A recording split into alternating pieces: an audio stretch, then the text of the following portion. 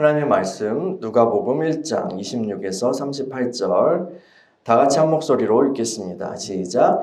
여섯째 달에 천사 가브리엘이 하나님의 보내심을 받아 갈릴리 나사렛이란 동네에 가서 다윗의 자손 요셉이라는 사람과 약혼한 처녀에게 이르니 그 처녀의 이름은 마리아라. 그에게 들어가 이르되 은혜를 받은 자여 평안할지어다. 주께서 너와 함께 하시도다 하니 처녀가 그 말을 듣고 놀라 이런 인사가 어찌함인가 생각하매 천사가 이르되 마리아여 무서워하지 말라. 내가 하나님께 은혜를 입었느니라. 보라, 네가 잉태하여 아들을 낳으리니 그 이름을 예수라 하라. 그가 큰 자가 되고 지극히 높으신 이 아들이라 일컬어질 것이요 주 하나님께서 그 조상 다윗의 왕위를 그에게 주시리니 영원히 야곱의 집을 왕으로 다스리실 것이며 그 나라가 무궁하리라. 마리아가 천사에게 말하되 나는 남자를 알지 못하니 어찌 이 일이 있으리까? 천사가 대답하여 이르되 성령이 내게 임하시고 지극히 높으신 이의 능력이 너를 덮으시리니 이러므로 나실 바 거룩한 이는 하나님의 아들이라 일컬어지리라. 보라, 내 친족 엘리사벳도 늙어서 아들을 배었느니라. 본래 임신하지 못한다고 알려진 이가 이미 6달이나 되었나니 대저 하나님의 모든 말씀을 능하지 못하심이 없느니라. 마리아가 이르되 주의 여정이오니 말씀대로 내게 이루어지이다 하매 천사가 떠나가니라. 아멘. 하나님, 오늘도 주의 이름으로 모여 주님 앞에 주의 말씀 앞에 서게 하시니 감사합니다. 하나님, 오늘 말씀을 통하여서 우리에게 주의 음성 들려주시고 깨닫게 하시며 믿음을 세워주시길 간구합니다. 하나님의 놀라운 사랑 안에서 그리스도의 은혜를 보게 하시고 성령의 운행하신 가운데서 우리가 날마다 더욱더 성숙해가고 열매 맺게 하여 주옵소서. 우리를 통하여서 주님의 뜻이 이루어지기를 간구합니다. 말씀을 전하는 종을 붙들어 주시고 큰 확신과 하나님을 향한 신뢰와 또한 주님의 성령의 능력 가운데에서 말씀을 전하게 하여 주옵소서. 예수님의 이름으로 기도합니다. 아멘. 샬롬. 돌아오는 토요일은요, 크리스마스입니다. 오늘은 성탄절을 기다리면서 예수 그리스도의 어머니인 마리아에 대해서 함께 묵상해 보았으면 좋겠습니다. 마리아라는 이름은요, 예수님 당시에 매우 흔한 이름이었던 것 같아요. 복음서에 마리아가 굉장히 많이 나옵니다. 이 아기 예수님의 어머니도 마리아였는데요. 이 여인은 갈릴리 나사렛이라는 작은 동네에 살던 그런 사람이었어요. 나중에 예수님의 제자가 된 나다나엘, 이 나다나엘이 예수님을 처음 만날 때 예수님이 나사렛 사람이라는 그것을 듣고 나서 이런 얘기를 합니다. 아니, 나사렛에서 무슨 선한 것이 날 수 있겠어? 이렇게 묻죠. 그렇게 말한 거를 보면은 나사렛이란 동네는 참 별 볼 일 없는 그런 총구석이었던 것 같습니다. 이 나사렛 여인 마리아가 어느 날 이렇게 거닐고 있었겠죠. 아니면 기도했을 수도 있고요. 어떤 정황인지는 모르겠지만 그 나사렛 여인 마리아에게 하나님의 천사가 방문합니다. 누가복음 1장 28절을 보시면 천사가 그에게 들어가 이르되라고 그렇게 돼 있어요. 보이세요? 천사가 그에게 들어가 이르되라고 기록된 것을 보면 천사가 이렇게 짠 하고 사람의 모습으로 나타나거나 아니면 환상으로 보이거나 한 건 아니었던 것 같아요. 보이는 모습으로가 아니라 영으로 마리아 안으로 들어가서 그렇게 말을 전했던 것 같아요. 하나님의 메시지를 전했던 것 같아요.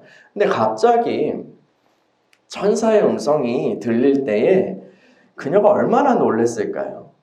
갑자기 천사의 음성이 들릴 때. 그래서 천사는요, 마리아를 진정시키고 메시지를 전달합니다. 그 내용은 더욱 깜짝 놀랄 만한 일이었죠. 마리아가 이제 아이를 잉태하게 될 것인데 그 아이가 바로 성경에 약속된 메시아, 왕, 그리스도라는 거예요. 그 이야기를 듣고 마리아는 굉장히 천진하게 묻습니다. 아니요, 저는 남자를 알지 못하는데요. 어떻게 그렇게 될 수 있어요? 그래서 천사는 그녀가 성령으로 잉태하게 될 것이다 라고 말하죠. 마리아는 그 말씀을 믿음으로 받고 이렇게 말합니다. 누가복음 1장 38절 같이 읽어볼까요? 시작. 마리아가 이르되 주의 여종이오니 말씀대로 내게 이루어지이다 하매 천사가 떠나가니라. 아멘. 천사가 예언한 대로 처녀 마리아는 임신하였습니다. 그리고 후에 베들레헴에서 예수님을 출산하게 되죠. 그 예수님께서는 하나님의 약속과 구원을 성취하십니다. 그리고 그 구원이 오늘날 저와 여러분에게까지도 우리에게까지 미치게 된 것이죠. 할렐루야. 그런데요, 만약 마리아가 천사의 말을 믿지 않았다면, 천사의 말을 듣고 믿지 않았다면 어떻게 되었을까요? 예수님은 말씀이 육신이 되신 분이죠. 그 말씀은 삼위일체 제2위 하나님, 말씀 하나님이십니다. 근데 말씀이 육신이 되신 분이에요. 그 육신은 온전히 이 마리아라는 인간의 DNA로부터 나온 것이라고 할 수 있습니다. 하나님의 말씀을 잉태한 것이죠. 그 마리아는요. 하나님의 말씀을 배에 잉태하고 또 출산했던 이 여인이 없었다면 예수님이 이 땅에 오시는 일에 차질이 발생하였을 것입니다. 로마 카톨릭 같은 경우는요, 마리아를 굉장히 높은 독특한 위치에 올려놓죠. 성모 마리아. 그래서 기도할 때도 은총이 가득하신 마리아요. 또 성모에 대한 바치는 기도도 따로 있고, 그런데 우리 이제 개신교에서 당신들은 왜 사람을 마리아를 그렇게 숭배합니까? 라고 그렇게 물으면 그분들은 이렇게 대답하죠. 아닙니다. 우리는 숭배하는 것이 아니라 그분을 공경하는 것입니다. 이렇게 얘기를 해요. 근데 우리가 보기에는 좀 지나치게 그녀를 높이는 것 같습니다. 그거에 대해서 완전 이제 또 반작용이 있어서 우리는 그 성모 마리아에 대한 큰 관심을 가지지 않고 일부러 또 더 피하는 것 같기도 해요. 그럼에도 불구하고 하나님의 구속 역사에서 그녀의 역할은, 예수님의 어머니 마리아의 역할은 굉장히 중요한 부분을 차지하죠. 그리고요, 신앙의 측면에서도 참으로 멋진 믿음을 보여준 그런 믿음의 선배이기도 합니다. 천사가 하나님의 말씀을 그녀에게 전해주었을 때 마리아는 그 상황을 다 이해할 수 있었을까요? 없었을까요? 그 상황을 다 이해할 수 없었어요. 그리고요, 그것뿐만 아니라 그녀의 입장에서 매우 곤란할 수 있는 그런 이야기였죠. 결혼한 부부 사이에서도 임신이라는 것은 굉장히 큰 사건이 됩니다. 그런데 결혼 안 한 처녀가 아이를 뵌다는 것은요, 굉장히 큰 문제가 되죠. 이 복음서를 보면은 마리아는 약혼자 요셉과 곧 결혼할 사이였어요. 정혼한 사람이 있었죠. 그리고 결혼을 곧 앞두고 있었던 것 같아요. 그런데 이 요셉과 사이에 아무런 일도 그동안 없었는데, 만약에 마리아의 배가 불러오기 시작한다면 이 마리아는 파혼당할 뿐만 아니라 가늠한 여인으로 몰려서 목숨이 위태로워질 수도 있는 그런 상황입니다. 근데 하나님의 관점에서, 모든 것을 보신 하나님의 관점에서 보면 이 시점은 예수님을 위한 최적의 때였어요. 이 상황은요, 바울은 갈라디아에서 때가 참에 하나님께서 그리스도를 이 땅에 보내주셨다라고 그렇게 얘기하는데, 이 때는 로마 제국의 시대였고, 또 헬라 문화, 그리스어가 이렇게 헬라 문화가 전반적으로 퍼져 있었던 그런 시대여서 복음이 전파되기에 아주 좋은 때였다라고 이제 성경 교사들은 이야기를 하죠. 그렇게 거시적인 부분도 적합한 때였습니다. 그러나 아주 작은 부분, 아주 세밀한 부분에 있어서도 이때는 아주 적합한 때였죠. 여러분, 마리아가 그냥 단순히 솔로 여인이었다면, 만약에 애가 배가 불러오고 애가 태어났을 때, 혹은 태어나기도 전에 보호자가 없어서 어떻게 잘못됐을 수도 있을 거고, 만약에 근데 이제 무사히 태어났으면, 그런다고 해도 미혼모 가정에서 서러움을 겪으면서 자랐을 거예요. 그리고 아버지가 없잖아요. 물론 다른 할아버지나 아니면 다른 삼촌들이 있었을 수 있겠죠. 근데 육신의 아버지의 사랑을 받지 못하고 이 아기 예수님이 자랐을 거예요. 근데 하나님께서는요, 이 어린 예수님이 어머니뿐 아니라 아버지의 보호와 사랑을 받으면서 자라기를 원하셨습니다. 그래서요, 이 시점에 이렇게 마리아에게 성령으로 잉태하게 하시고, 또 하나님은 마리아의 임신 소식을 알고 나서, 그 낌새를 눈치채고 나서 조용히 이제 파혼하려는, 그도 젠틀한 사람이죠. 난리 안 치고 진상 안 부리고 조용히 파혼하려는 그런 요셉을 설득하시죠. 하나님이 친히 설득하십니다. 그래서 수습하시고, 네가 좀 이 아이의 아빠가 돼줬으면 좋겠어. 네가 아버지가 되었으면 좋겠어. 이렇게 말씀하시면서 예수님의 보호자가 되게 하시죠. 요셉에게요.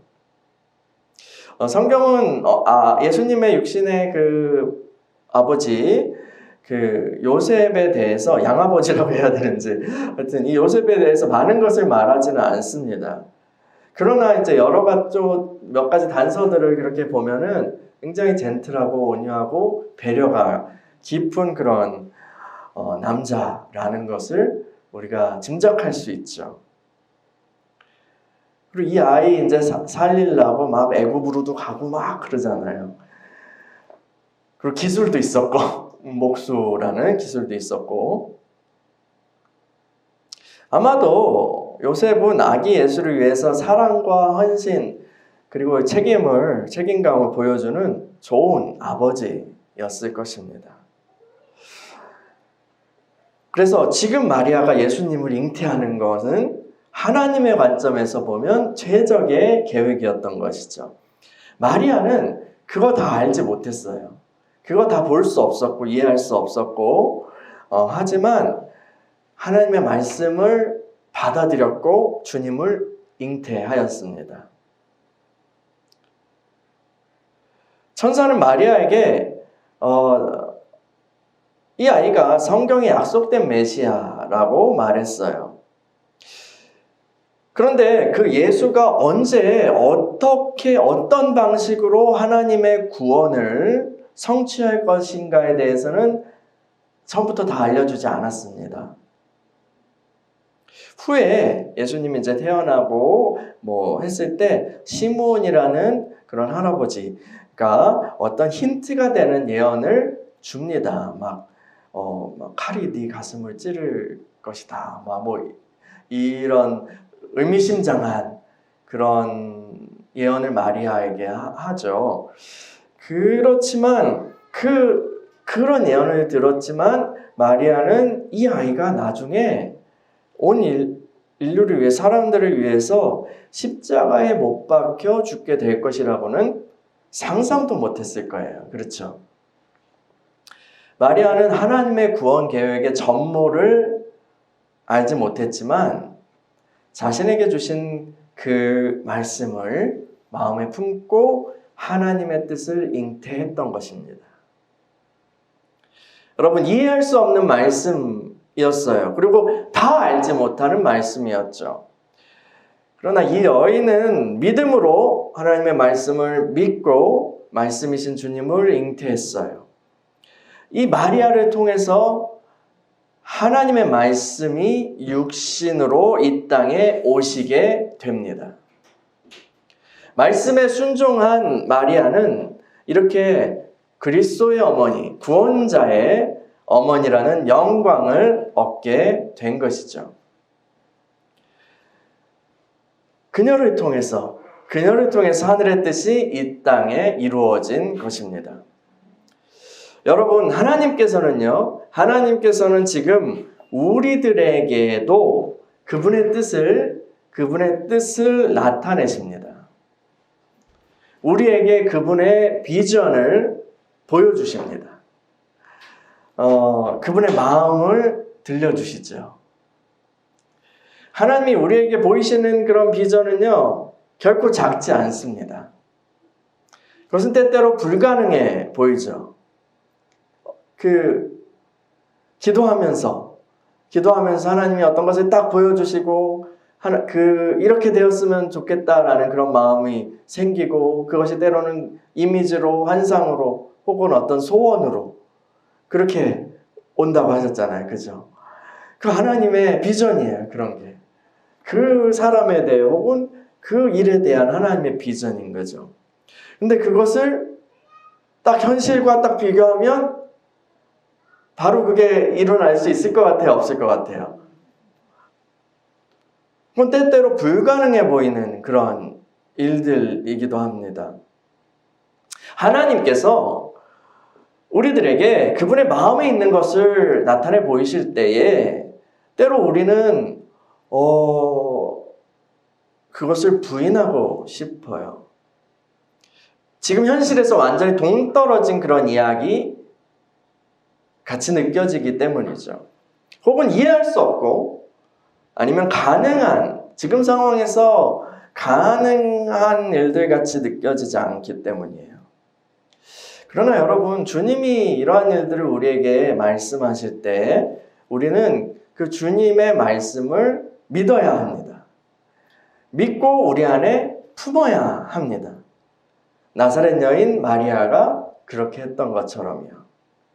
하나님의 말씀, 하나님의 약속, 하나님의 비전을 내 안에 품고 믿음과 인내의 과정을 거쳐서 해산할 때 그 일이 이 땅에 현실이 되는 것입니다. 실상이 되는 거예요. 실제화 되는 거예요. 하늘의 뜻이 이 땅에 이루어지는 것은 우리의 믿음의 해산의 수고를 통해서입니다. 이 해산의 수고는 그래서 믿음의 싸움이에요. 믿음으로 싸우는 거예요. 우리가 하나님의 약속과 비전을 품고 살아갈 때 세상은 우리를 그냥 두지 않습니다. 세상은 그냥 두지 않아요. 사탄은 어떻게 해서든지 하나님의 말씀을 중간에 낙태시키려고 합니다. 하나님의 말씀을 우리가 잉태하고 살아갈 때 주위 사람들의 조롱을 받을 수도 있습니다. 여러분, 노아가 방주를 만들 때 사람들이 뭐라고 했을까요? 평생 동안 잊지도 않을 그런 홍수를 위해서 배를 만드는 미친놈이 있대, 이렇게 소문이 났을 거예요.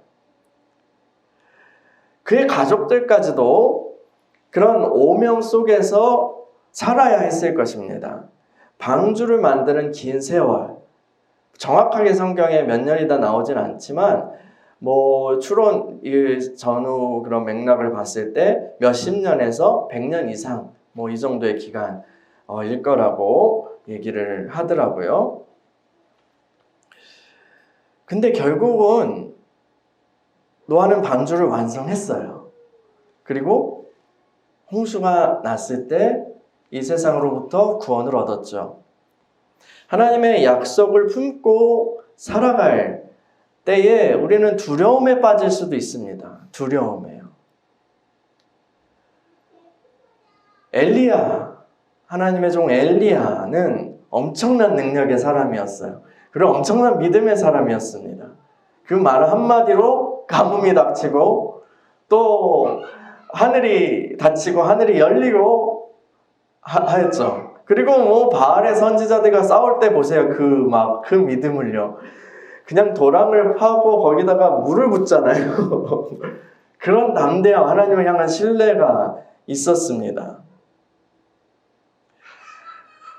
그런데요, 그 승리 후에 이 엘리야가 어떻게 됐죠? 주님을 믿고 열심을 다했는데요, 악한 권세는 그대로. 세상은 안 변하는 거예요.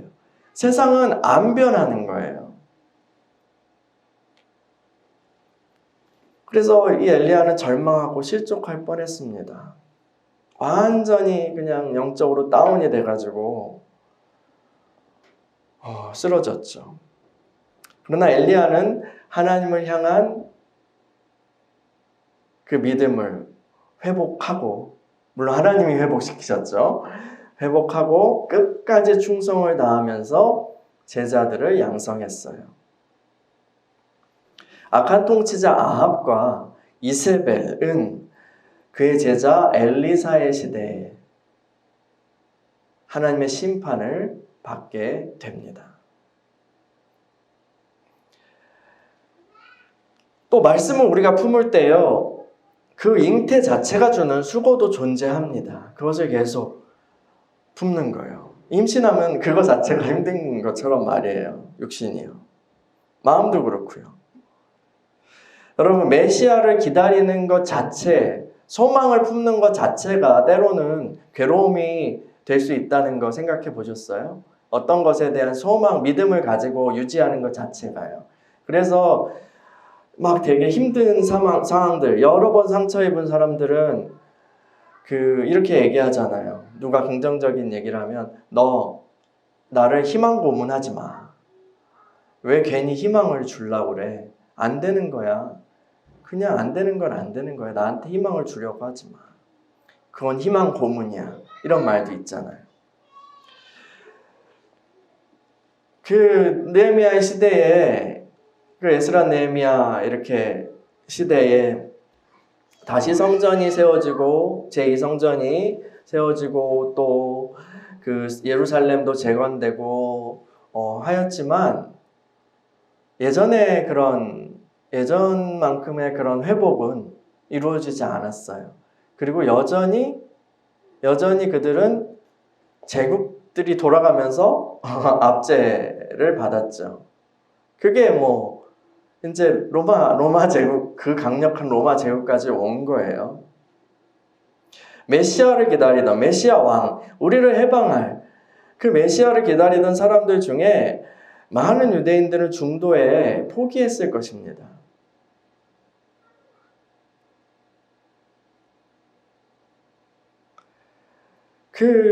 제2성전을 헤롯 대왕이, 근데 헤롯도 혈통이 섞인 사람이에요.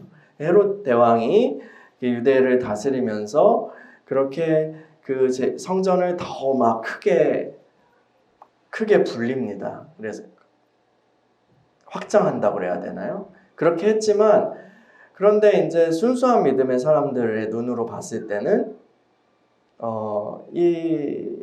이것은 헤롯은 메시아가 아닌 거죠. 그리고 헤롯이 이룬 건 거창해 보이고 번영이 있을지 모르지만 그거는 성경에 약속된 그런 건 아니에요. 오히려 더 썩을 대로 썩고 하는 그런 세상으로 가는 거예요.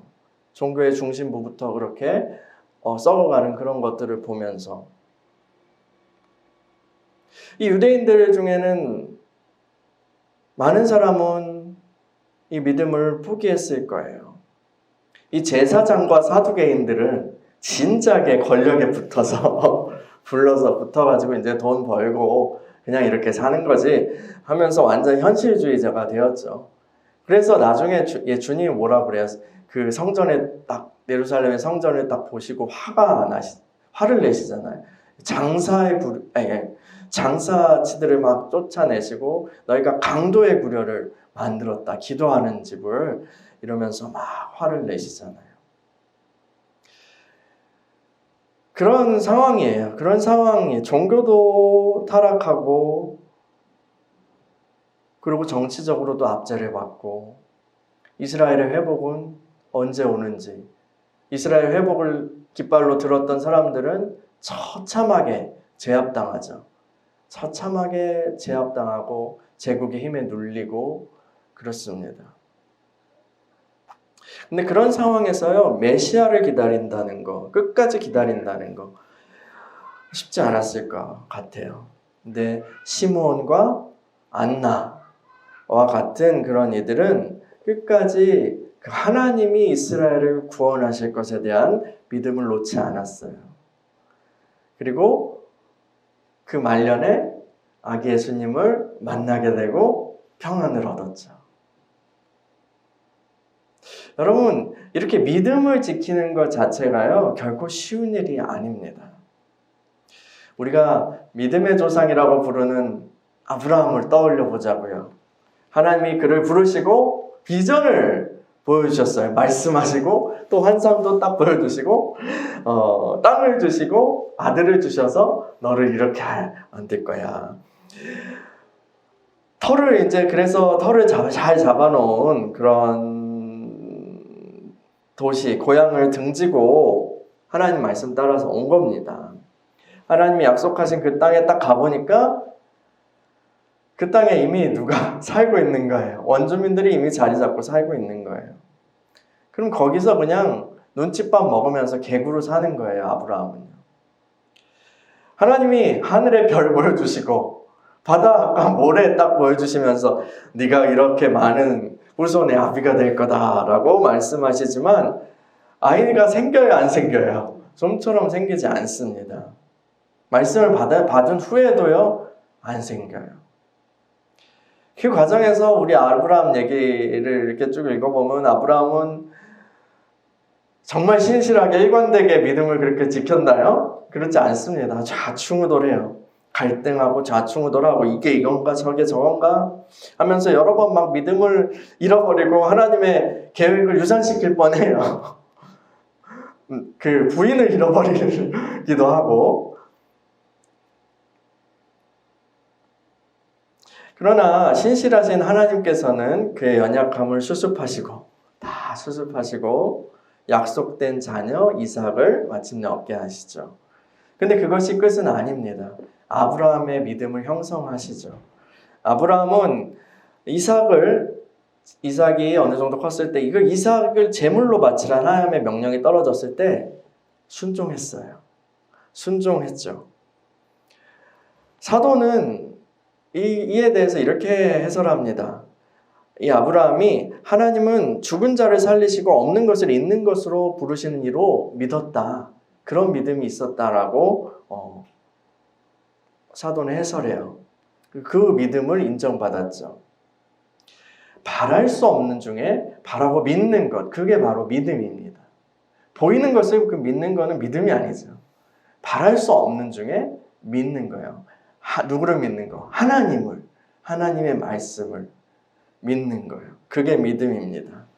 여러분, 아브라함의 후손들은요, 이 믿음을 가진 사람들이에요. 이 믿음의 사람들을 통해서, 이 믿음을 가진 사람들을 통해서 하나님의 뜻이 이 땅에 펼쳐지게 되는 거예요. 믿음을 통해서요. 그래서 그 믿음의 사람들의 계보는 쭉 아브라함 내려와서 나사렛 여인 마리아 그리고 요셉에게 이르러서 그녀를 통해서 그리스도 예수께서 오신 거죠. 그 믿음의 계보를 따라서 믿음의 새 사람들을 따라서 쭉 하나님의 일이 이루어지고 마침내 하나님 마음속에 있던 그 독생하신 아들 말씀이 육신이 되신 거예요. 그리고 그분이 이 땅에서 하나님의 놀라운 구원을 성취하신 거죠. 여러분, 저는요, 우리가 마리아를 숭배해서는 안 된다고 믿습니다. 그러나 믿음의 사람으로서 그 믿음의 사람 마리아를 과소평가해서도 안 된다고 또 생각해요. 우리는 그녀가 보여준 믿음을 배울 필요가 있습니다. 여러분들에게요, 하나님께서 약속하신 것이 있으십니까? 여러분에게 보여주신 그 비전과 꿈이 있습니까? 여러분이 그냥 생각한 거 말고 하나님이 보여주신 거예요. 하나님이 보여주신 그런, 하나님이 품게 하신 그런 비전이 있으십니까? 하나님이 품게 하신 약속의 말씀이 있습니까? 여러분, 그걸 무시하지 마십시오. 터무니없는 일로 치부하지 마세요. 또 앞으로도 하나님이 또 뭔가를 보여주실 수 있죠. 크고 작게요. 크고 작게요. 몇 번 얘기를 했죠. 제가 20대 때 그 기도를 하고 있는데 하나님께서 갑자기 환상을 열어주시더니 우리나라 지도가 딱 보이고 하나님의 은혜로 큰 부흥으로 이 교회가 치유되고 회복되고 교회를 통해 가지고 하나님의 임재가 나라를 살리고 북한으로 흘러가고 또 중국과 일본과 전 세계로 그렇게 하나님의 빛이, 하나님의 임재가 흘러가는 것, 그러한 이미지를 보여주시면서 하나님께서 큰 부흥을 이룰 것에 대한 그런 마음을 저에게 주셨습니다. 그리고 그 부흥을 꿈꾸면서 그 부흥의 그 중심에 있기를 원하면서 이 자리까지 온 거고, 그리고 저는 그것을 계속 그리면서 걸어가고 있죠. 근데요, 근데 이제 그 상황들은 어떻게 됐을까요? 지금 우리의 상황들은요, 제가 생각했던 거랑 달라요. 교회의 폭발적인 하나님의 역사, 부흥, 그런 것이 아니라 비난이, 타락이, 그것이 드러남이 있었고, 또 그건 진행 중이고요. 위축되고 코로나 상황까지 더해서 더 이제 이제 우리는 어떻게 해야 되지?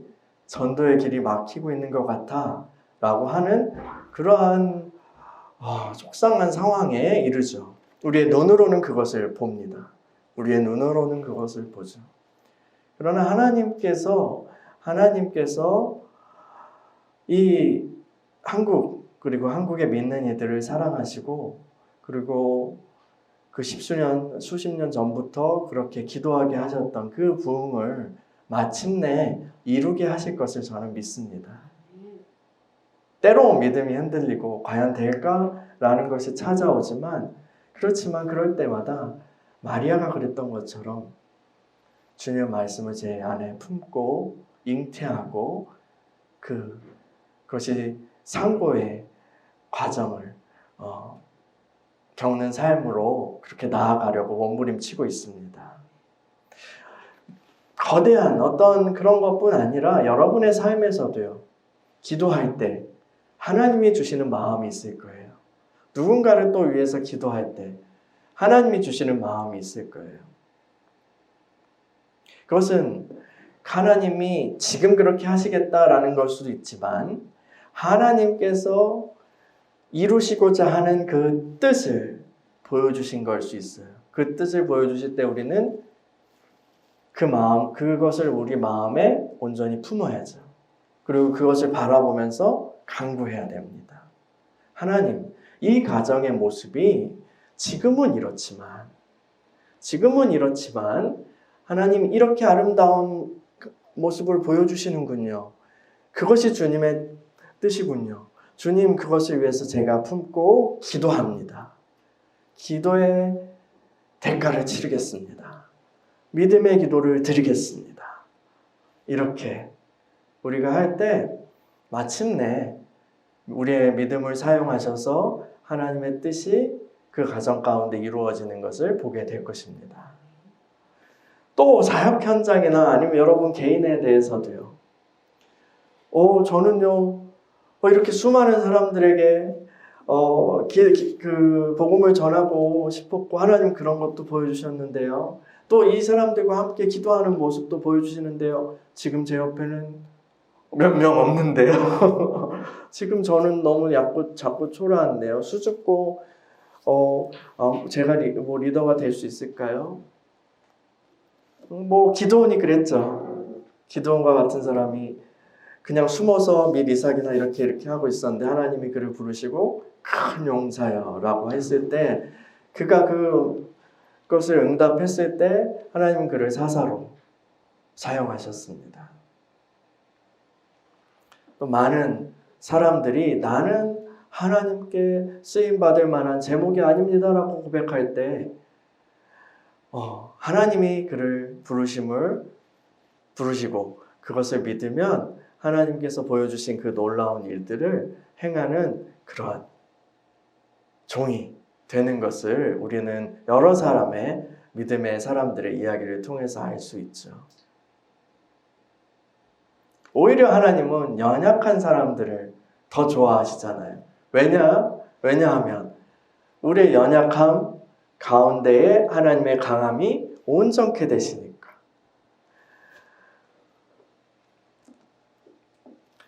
여러분, 하나님의 그 놀라운 계획을 여러분에게 보여주실 때요, 그것을 우리 마음에 품으십시다. 여러분 자신이 또한 가정이, 교회가, 열방이, 이 나라가 하나님의 나라가 될 것을 보여주신 거예요. 그 작은 빛을 보여주신 거예요. 그것을 마음에 품으시고 마리아가 그랬던 것처럼 말씀을 잉태하고 임신 기간의 수고를 견디십시다. 그렇다면 마침내 해산할 때가 올 거예요. 해산할 때가 올 것입니다. 그럴 때 하나님의 뜻이, 하나님의 계획이 그리스도의 몸인 저와 여러분들을 통해서 이 땅에 실제화될 것입니다. 여러분, 아기 예수님이 탄생하신 성탄절을 기다리면서 오늘 이 말씀을 나누어 봤습니다. 하나님의 말씀을 잉태하며 또 해산하는 일에 참여하는 저와 여러분들이 되기를 소망합니다. 시간에 우리 같이 기도할까요?